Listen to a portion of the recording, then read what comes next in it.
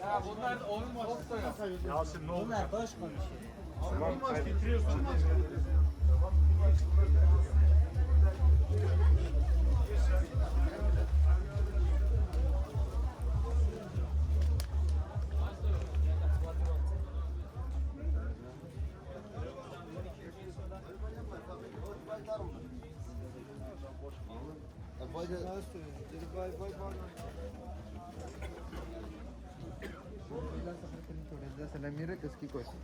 I am now here in Mahmut Paşa, where you can find the cheapest clothing stores here in Istanbul.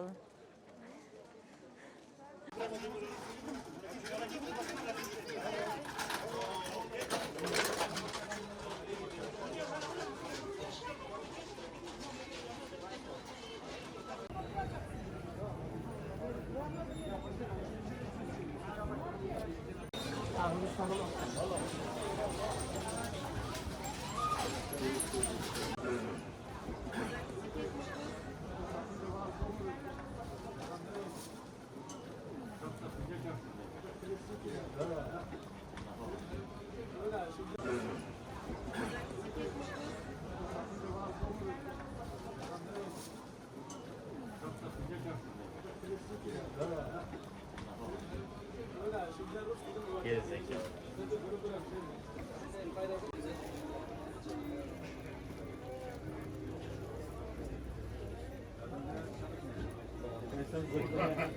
Al Seko.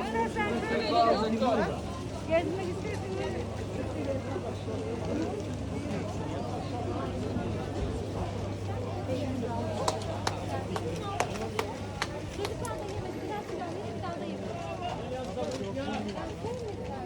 Sen beni blok ettin ya. Bak seni geri çekecektim.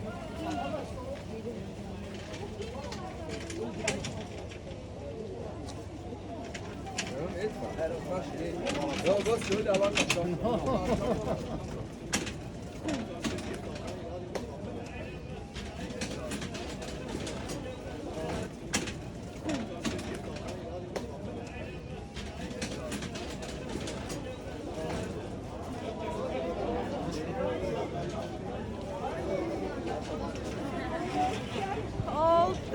Burası. Hoş geldiniz.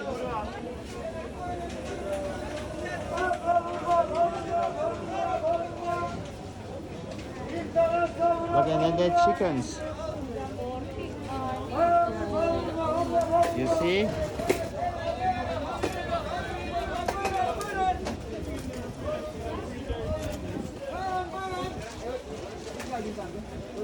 Alın 5 lira, alın 5 lira. Hay. İşte bu. Hay bak. Buyurun. Yaz, yaz.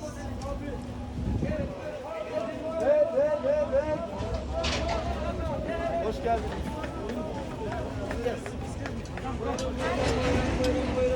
Buyurun.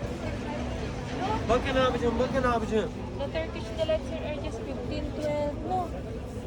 Buyurun. Interesting.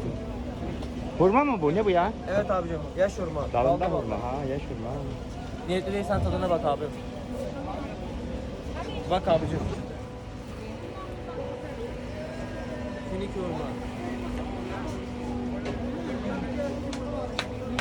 This is wet hurma. Not this is like this one but red. Not Bunları yet da dry. tadabilir, bu da çok güzel. Bu ne kadar böyle? Abicim bu 30 lira, bu 40 lira. Ha.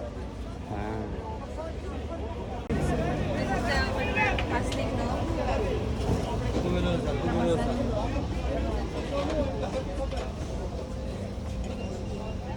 Çok güzel ürünlerimiz var.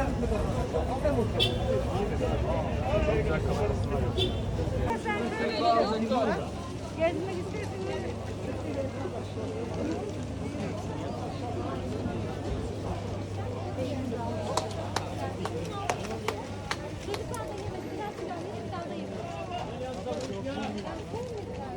Sen beni blok et.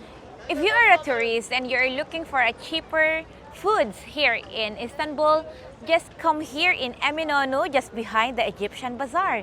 Because the foods here are so cheap. For instance, those Turkish delights, I found in the Grand Bazaar that it was 75 Turkish lira per kilo, But here, we bought it for just 12 lira per kilo.